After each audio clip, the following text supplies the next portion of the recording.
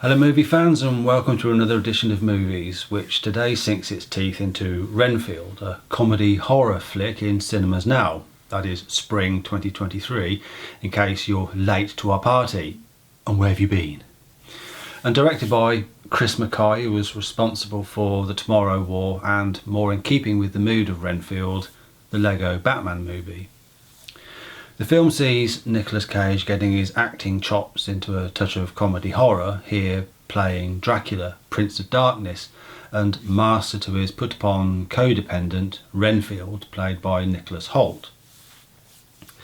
The script puts an interesting and unusual spin on the usual Dracula story arc, this time imagining that Renfield, Dracula's erstwhile servant, attending to his every vampiric whim, wishes to break away from his thrall to Dracula in the manner of a partner seeking the courage and empowerment to cut loose from an abusive, toxic relationship, to the extent that there are substantial scenes seeing Renfield explaining his position and predicament to a local self-help group, where minor character parts are nonetheless given some amusing lines of their own to ramp up the chuckle factor.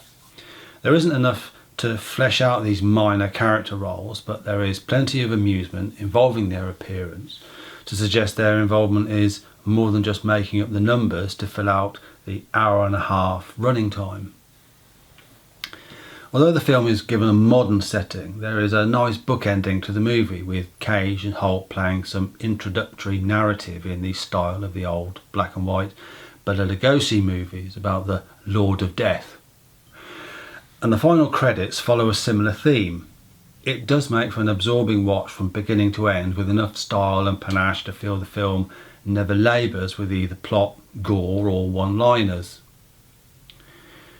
Renfield's efforts to put some holy water between himself and Dracula is aided by Awkwafina, here enthusiastically and convincingly playing honest and determined cop Rebecca Quincy, desperate to take down local bad boy and gang leader Teddy Lobo, played by Ben Schwartz, and his matriarch Bella Francesca, played by Shora Agdashlu, and a long list of expendable henchmen. Rebecca's own quest is fueled by a desire to avenge the death of her father, a former police chief, at the hands of Lobo, but again the relationship that develops between Rebecca and Renfield feels like important and necessary plot development rather than padding to fill out a threadbare story. And the dialogue they share has enough spark to suggest it was never a chore for either of them turning up on set. Given a 15 certificate here, there is of course bucket loads of gore, but all in the best possible taste.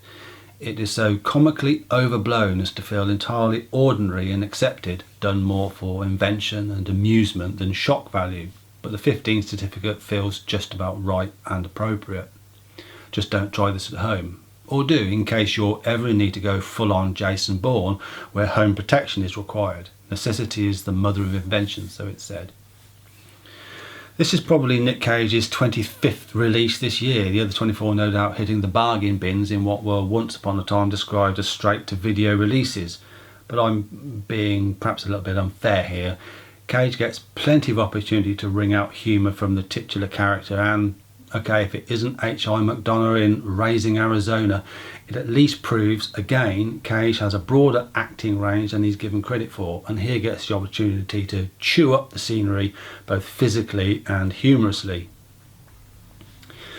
The real star of the movie, however, occupying more screen time than the other Nick, is Nicholas Hoult, here channeling his inner Hugh Grant, deferring and hat-rigging to his master in true mumbling and bumbling Hugh Grant-ish style, except when, by ingesting an assortment of bugs and insects, he takes on Hulk-like superpowers.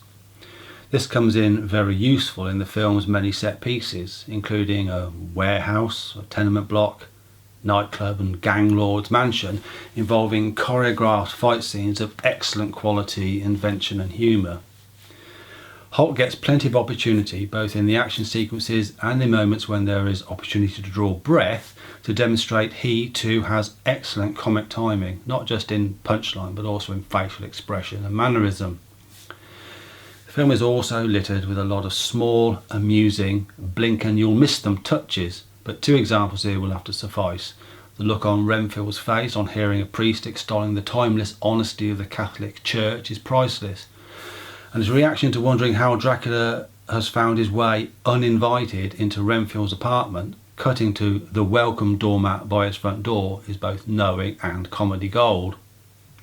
I thought the movie was a definite 9 out of 10. The film never slows, and there is enough story, gore, laughter lines and sideshows to make an hour and a half whiz by. It's all killer, no filler, if you like. So worth making the effort to grab a big tub of popcorn and make a night of it. Catch the movie, then hit the tiles. Just don't have what Dracula prefers as his beverageino. Thank you for watching. We hope you enjoyed this review. Please add a comment if you did. We always respond. Otherwise, do please like and subscribe, and we hope you'll join us for more movie reviews soon.